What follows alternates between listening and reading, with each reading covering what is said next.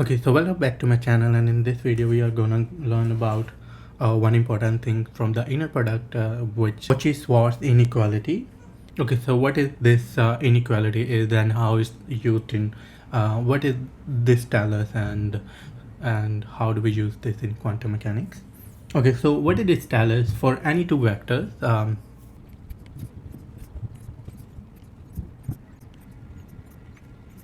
okay, so what did this tell us? So for any two vectors in your vector space, this inequality should hold.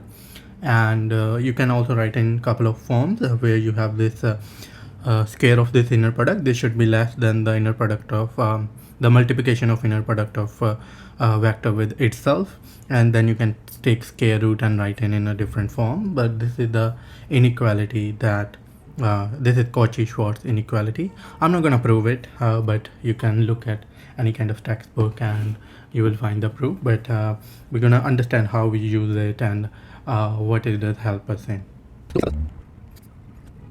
So this helps us defining angles between vectors.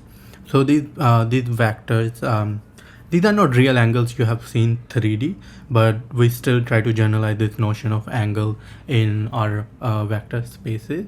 So this helps us define these vectors, and how it does I will explain. And it also helps us to define this projection, because dot products are basically projection of one vector into the other. And then you have the notion of probabilities, normalized probability, and I will explain how this helps in defining the probability.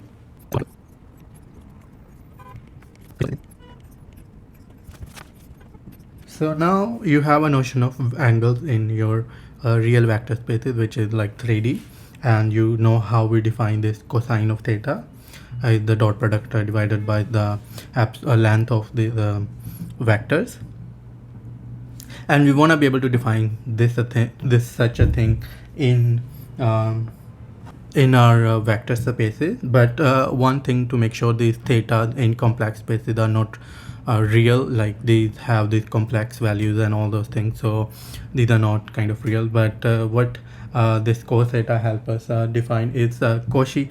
How this Cauchy inequality help us define is that this cos theta is still less than 0, because we know the denominator, the product of the denominator is still less than the numerator. So which means cos theta is still less than or is equal to 1, which is physical. If cos theta lies between -1 and 1, and this tell us that this condition is satisfied, then you can define the notion of angle between these two vectors. So Cauchy inequality help us define this.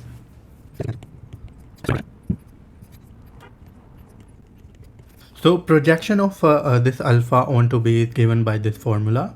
And so for this expression to make sense, this thing need to be finite, and the ratio must not blow up, which if the projection of alpha is greater than its own length, that is unphysical. So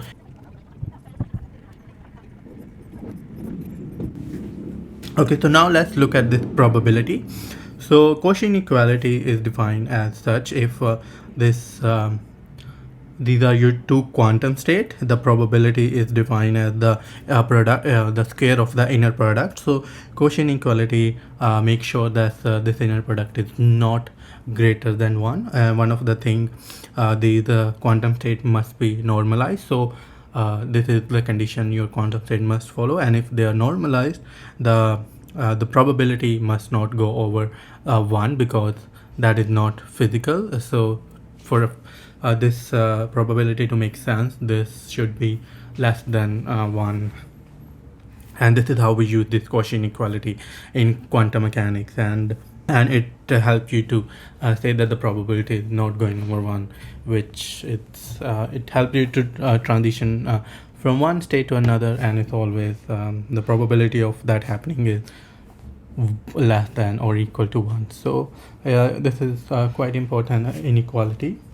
So yeah, and the next we're gonna do Gram-Schmidt procedure, and that we will do in next video. But I hope you like this video. If you do, give that thumbs up, and I will see you next.